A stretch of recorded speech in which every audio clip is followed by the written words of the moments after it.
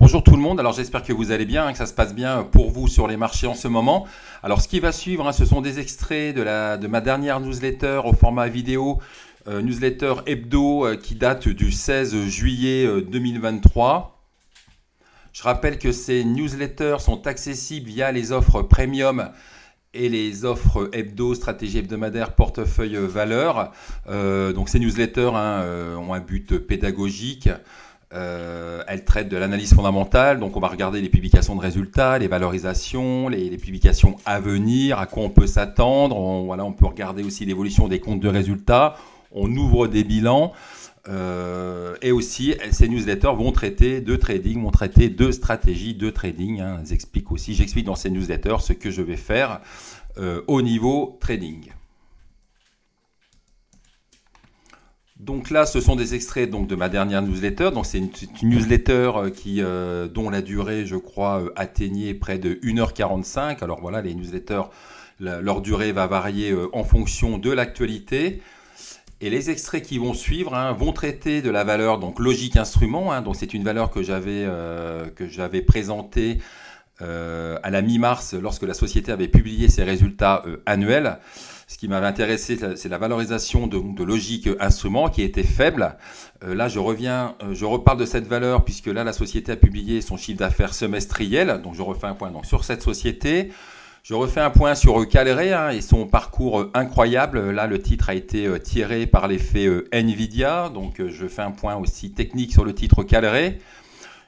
Je parle de Vallourec, Vallourec qui a rehaussé ses perspectives annuelles la semaine dernière. Et finalement, alors effectivement, les perspectives ont été relevées, mais je trouve que moi c'est plutôt un effet d'annonce, puisque quand on y regarde de plus près, il y a guère de changement par rapport aux perspectives qui avaient été présentées lors de la publication des résultats trimestriels, le T1 2023. À l'issue de ce T1 2023, on savait que le T2 serait moins bon et que le S2 serait moins bon. Donc là, ils nous disent que ça sera un peu meilleur, mais vous verrez que le S2 sera plus faible que le S1. Je parle aussi de Equinox qui a publié son T2. Je parle de Nanobiotics. Donc Nanobiotics, c'était une biotech que j'étais pas très fan, puisque elle n'avait pas de partenariat. Et là, après une dizaine d'années de cotation, la société a signé un très gros partenariat avec un upfront et de gros milestones. Donc, je refais un point sur cette valeur et aussi j'ai expliqué ce que j'allais faire sur cette biotech. Et d'ailleurs, cette biotech a aussi été traitée dans le cadre, alors je l'ai traitée pour mon compte perso et c'est des trades qui ont été partagés via l'offre premium. Donc là, ce sont quelques allers-retours. Un aller-retour le 18 juillet, parce qu'en fait, il y a eu une zone de résistance qui avait été cassée. Et le lendemain, un aller-retour un peu plus laborieux. Là, il y a les avis d'opérer. Et puis, j'en aurais fini donc avec ces petits extraits. C'est vrai que dans les newsletters, dans la dernière newsletter, j'ai dû aborder, je pense, au moins une vingtaine ou une trentaine de titres. Puisqu'après, c'est vrai que j'aborde l'agenda des publications. Et là, on arrive à une semaine très chargée. Et là, il y aura pas mal de titres. Il faudra faire le titre sur il faudra faire le point sur pas mal de titres. Et donc, si vous appréciez cette vidéo, ces extraits, si vous voulez en revoir d'autres par la suite, n'hésitez pas à liker, à partager cette vidéo ou à vous abonner à la chaîne. À bientôt. C'est vraiment une des bonnes publications de la semaine. C'est Logique Instrument. Alors, Logique Instrument, c'était une société que j'avais présentée dans une newsletter à la mi-mars. Alors pourquoi j'avais présenté cette société? Donc la société était redevenue rentable en 2022. Alors je fais un petit récap de ce que j'avais dit en mars 2023. Donc la société était redevenue rentable puisqu'elle avait dégagé un RN, on va dire symbolique dans le vert, de 24 000 euros. Donc un redressement de la rentabilité grâce à un chiffre d'affaires qui était en hausse de 26%, grâce à une rentabilité qui s'était améliorée. Et j'avais présenté cette société à cause de son bilan qui était particulièrement solide, puisqu'on avait à l'époque une CAPI qui avoisinait les 4 millions d'euros. Et là, on avait au niveau de la trésorerie, on avait une trésorerie de 4 millions. Et des emprunts, donc une dette financière de 1,1 million, ce qui nous donnait une trésorerie nette de dette. On soustrait 3 millions, 4 millions à 1,1 million, on avait une trésorerie nette de dette de 2,9 millions alors qu'on avait une capitalisation qui était de l'ordre de 3,5 millions. Donc moi ça m'avait interpellé et puis surtout ce qui m'avait d'autant plus interpellé, alors ça c'est on savait que la société avait un bilan vraiment solide, mais ce qui avait interpellé c'était surtout les perspectives affichées par la société, puisque la société était vraiment très optimiste pour le prochain exercice. Et donc elle s'attendait avec un contexte géopolitique favorable, avec une progression des budgets d'investissement en Europe, avec notamment un projet important en Allemagne qui sera facturé au premier semestre 2023. Donc on pouvait s'attendre à une forte croissance pour le chiffre d'affaires du premier semestre 2023. Alors il nous parlait aussi d'une discussion engagée avec une société américaine. Donc là, les perspectives étaient bonnes. Et qu'est-ce qui s'est passé cette semaine? Eh bien, la société a tenu parole, puisque là, on voit que le chiffre d'affaires est en hausse de 80%. Donc c'est une hausse exceptionnelle du chiffre d'affaires. Et puis qu'est-ce qu'on voit dans le communiqué de la société? On voit que, alors attendez, au niveau des perspectives, la société nous parle de rentabilité. Donc la société va redevenir rentable. Et on s'attend justement que si la société nous parle de rentabilité, on peut s'attendre logiquement, après une telle hausse de ce chiffre d'affaires, on peut s'attendre à un RN et un REX largement supérieurs à ceux de l'exercice 2022. Et puis c'est vrai que c'était quelque chose qui n'était pas arrivé depuis bien longtemps chez Logic Instruments. Enfin voilà, on a toujours eu un bilan solide, mais la rentabilité, elle a souvent été proche tout proche de l'équilibre. Généralement, à la sortie, il est déjà arrivé qu'elle sorte des résultats semestriels excellents, et puis qu'après que les résultats semestriels d'après soient moins bons. Mais là, on sent quand même beaucoup d'optimisme de la part du management. Et puis surtout, eh bien, on est sur une capitalisation de 4 millions. 4 millions, alors c'est vrai que le titre a bien grimpé. Il a grimpé sur la semaine, là je suis en vue hebdo, il a grimpé de 38%. 38%, mais bon, selon moi, enfin au niveau du fondamental, puisque la société donc finalement a une trésorerie qui couvre les 2/3, plus des 3/4 de la capitalisation boursière. Et puis surtout, on voit que là, on avait une belle hausse suite à la publication du chiffre d'affaires au premier semestre, de plus 34, donc le lendemain, prise des bénéfices. Et on voit quand même que le surlendemain, il y a quand même des acheteurs qui sont de nouveau à l'affût. Peut-être quelques fonds, un fonds qui découvre un peu cette publication et qui a acheté des titres. Alors on voit quand même que les volumes sont quand même en baisse. Mais en tous les cas, pour moi, c'est quand même un des titres à suivre la semaine prochaine. Si on prend un peu de recul,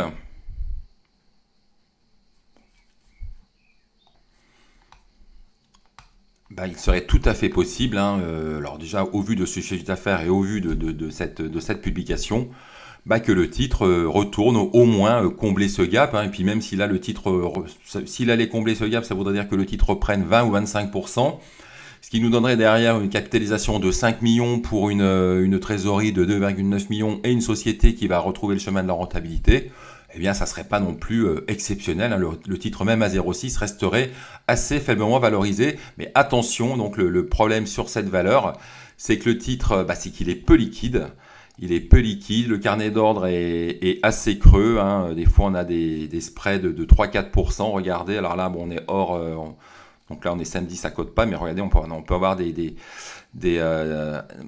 écarts achat-vente qui peuvent avoisiner les 3 ou 4%. Alors bon, je vous rassure, en séance, c'est quand même les carnets d'ordre est quand même un peu plus rempli, que ce soit à l'achat ou à la vente. Mais en tous les cas, c'est le genre de titre, lorsqu'on l'achète, il faut quand même regarder, il faut jeter un coup d'œil sur le carnet d'ordre et puis voir laisser un ordre d'achat limite, ne pas rentrer à tout prix. Donc ça sous-entend aussi qu'il faut comprendre un peu le fonctionnement des carnets d'ordre. Et c'est pour ceux qui ne le connaissent pas, je vous invite à aller voir une vidéo que j'avais fait sur les fonctionnements des carnets d'ordre, une vidéo qui est disponible librement sur YouTube.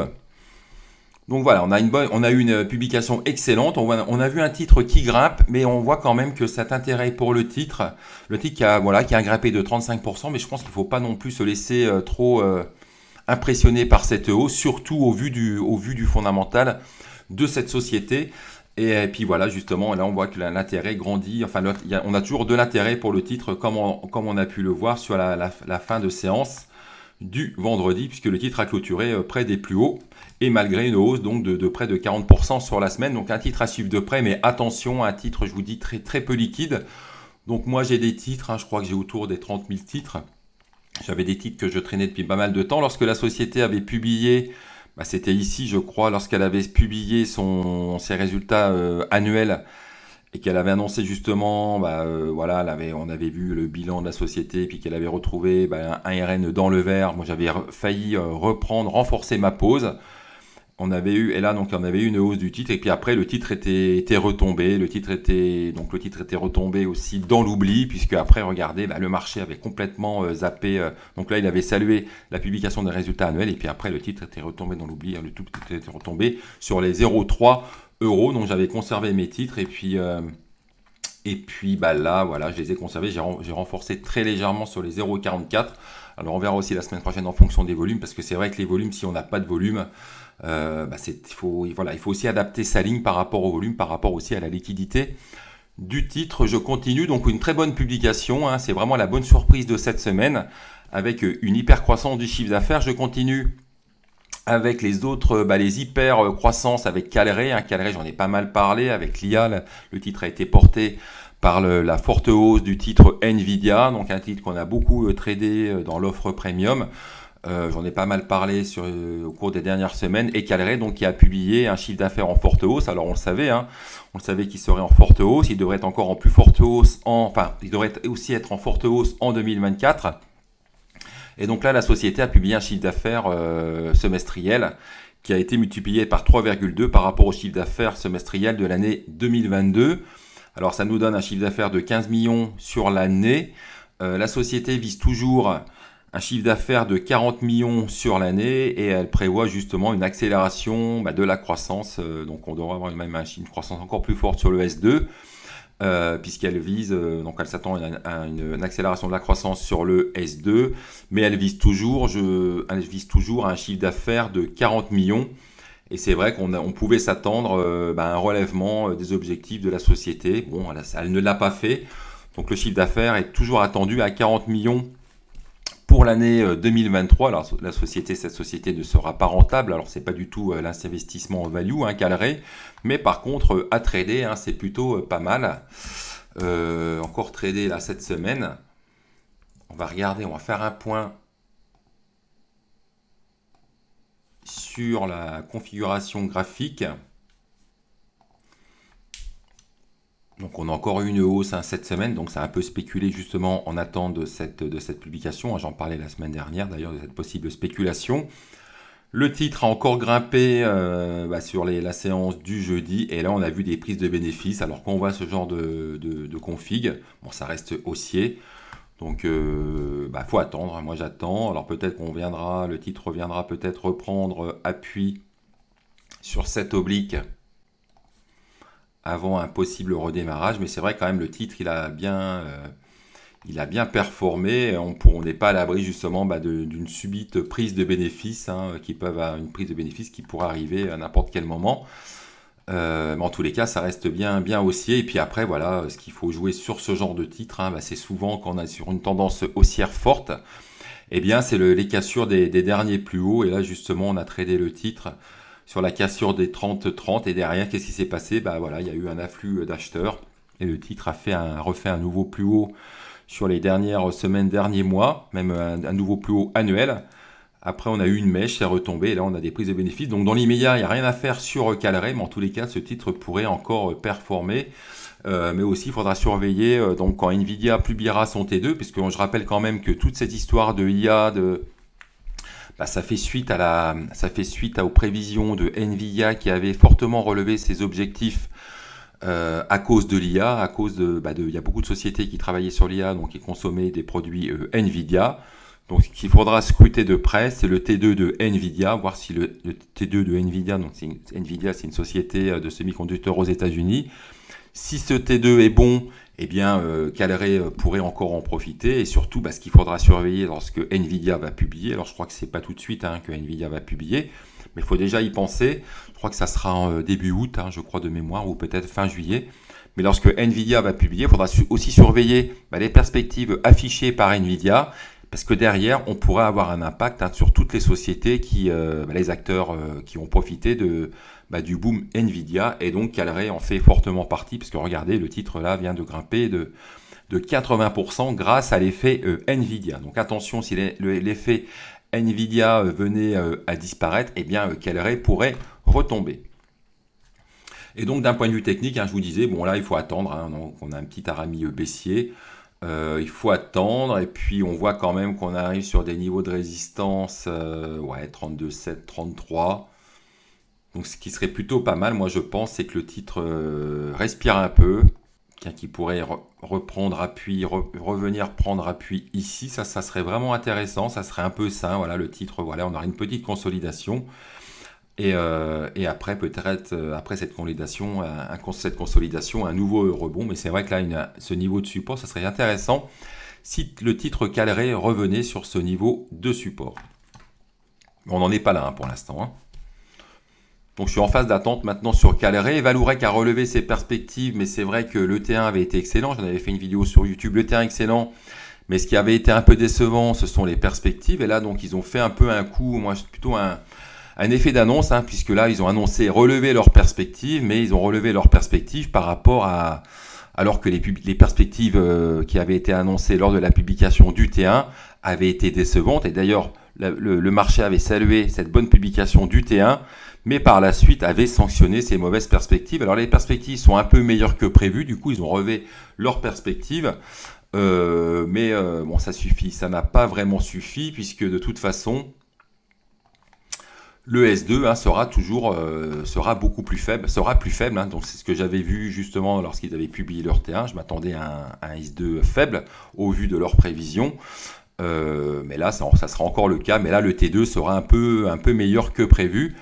Et donc ce qui s'est passé, c'est qu'au début il y a eu donc l'effet d'annonce, Vallourec revoit à la hausse ses perspectives, ses prévisions de bénéfices.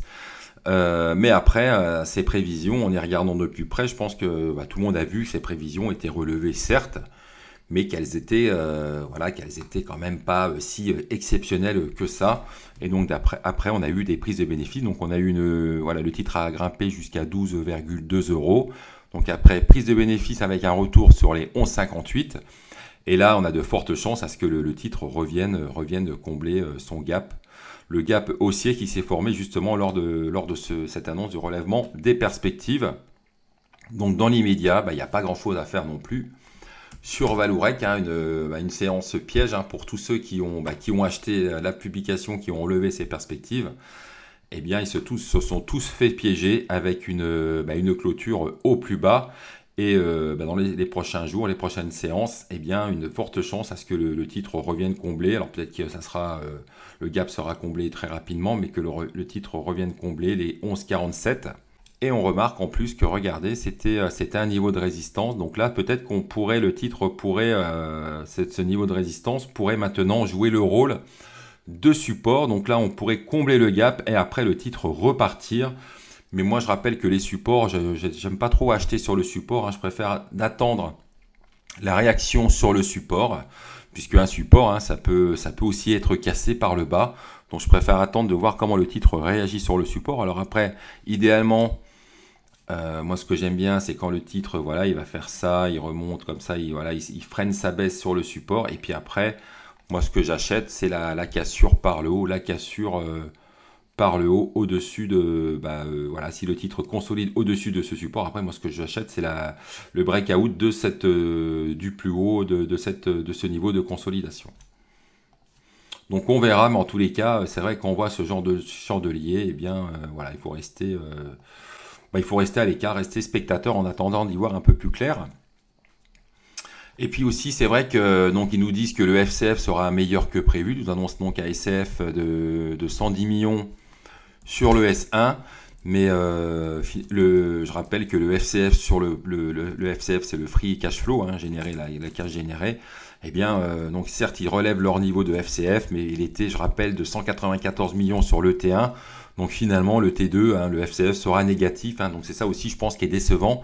En tout cas, moi je trouve que Vallourec a fait un peu un effet d'annonce. Mais en y regardant de plus près, c'est vrai que ce relèvement de perspective n'est pas si exceptionnel que ça, même un peu décevant. On pouvait s'attendre à ce que ce relèvement soit bien meilleur, soit beaucoup plus fort que prévu. Autre publication, alors une publication justement qu'on pourrait revoir justement, puisqu'on a eu une bonne publication, on avait eu un bon T1, on a eu un bon T2. Les perspectives se sont avérées prudentes pour le S2. Et qu'est-ce qui s'est passé? Eh bien, le titre a été vendu par le marché. Donc attention, hein, c'est vrai que ce genre de réaction, hein, donc une publication bonne en ligne, avec une croissance quand même de 12% sur le premier semestre, cette publication, on pourrait voir ce genre de publication de nouveau vendue.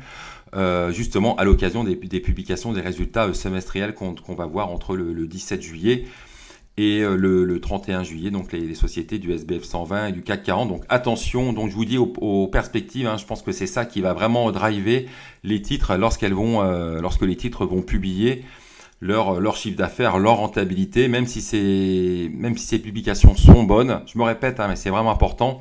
Si les perspectives s'avèrent prudentes, voire décevantes, eh bien, ça pourrait entraîner derrière des prises de bénéfices, voire des prises de bénéfices vraiment appuyées. Donc, c'est pour ça qu'il va falloir vraiment être très prudent sur les publications qu'on va voir là, qu'on va voir à partir de la semaine prochaine et surtout à partir de la semaine d'après.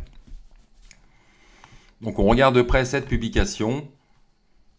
Et donc, je vais vous montrer justement les quelques lignes, hein, qui ont déçu le marché. Donc là, on voit quand même qu'on a un T1 à plus 15, on a un T2 à plus 10.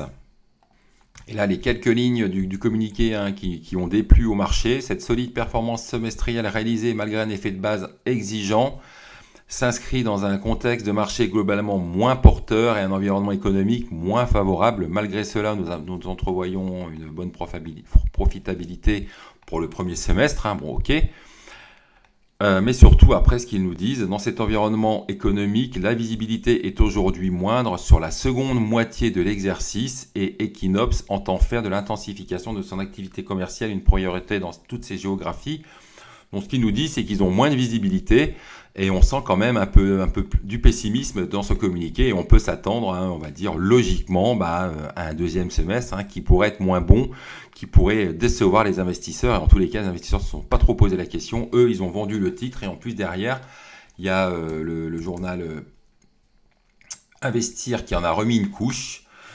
Investir qui a toujours, qui a soutenu le titre, hein, pendant pas mal de temps, voire pendant de nombreuses années. Eh bien, le journal est passé à la vente et regardez donc le titre Equinox en difficulté. Le titre qui a lâché, on va dire 8-9% sur la semaine. Alors après, le titre arrive sur un support. Alors après, moi franchement, là encore, hein, je vais rester spectateur. On va voir comment le titre va réagir sur cette zone de support, mais là pour l'instant il n'y a rien de pressé, puis de toute façon comme je disais expliqué la semaine dernière, je trouvais que le titre était quand même assez bien valorisé. Je continue avec les nouvelles marquantes de la semaine avec Nanobiotics. Alors c'est vrai qu'on s'y attendait plus, hein. Ça fait des années qu'ils nous promettaient un gros partenariat et c'est vrai que là ils étaient vraiment en grosse difficulté avec une dette importante, une situation financière qui était vraiment devenue très délicate. Ils avaient annoncé ça et en même temps donc là, une situation financière délicate avec une trésorerie, je crois, qui pouvait les faire tenir encore que quelques mois. Mais ils avaient dit mais là on est en discussion avec des partenaires, etc. Et c'est vrai que ça avait soulagé le marché. Alors moi j'y avais pas cru. Je me suis dit, moi à mon avis, c'est de gagner du temps, ils essaient de faire remonter le cours pour pouvoir derrière lancer une augmentation de capital. Et finalement ils ont signé un gros partenariat avec Janssen, le laboratoire Janssen, donc qui est une filiale de Johnson & Johnson. Et ils ont signé quand même un partenariat plutôt très intéressant, mais plutôt même excellent. Mais c'est vrai que le titre, moi je trouve quand même qu'il est maintenant bien valorisé au vu de sa dette, et puis aussi surtout au vu du niveau des upfronts. Donc ils ont rentré 30 millions. Et c'est vrai que depuis ce rebond, là le titre était vraiment en très grande difficulté financière. En tout cas, certains ont dû paniquer, ont dû balancer leur ligne. Et puis là, donc, ils communiquent auprès du marché comme quoi ils sont en train de discuter pour un partenariat. Le titre avait pris 157%.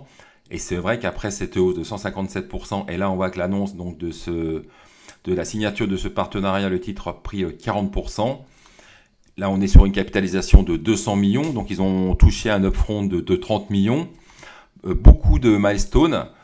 Et c'est vrai, dans l'immédiat, moi je trouve que le titre a bien pricé ce partenariat et que surtout le titre revient de loin, puisqu'on était quand même proche de pas proche du dépôt de bilan, mais on était quand même vraiment proche d'une fin qui pouvait, oui, toucher Nanobiotix, étant donné qu'on avait un gros endettement. Et puis que il y avait il y avait un tout petit partenariat. Et là vraiment, voilà, là ce partenariat vraiment a rassuré le marché. Alors moi je vous dis d'un point de vue fondamental, moi je ne suis pas à l'achat.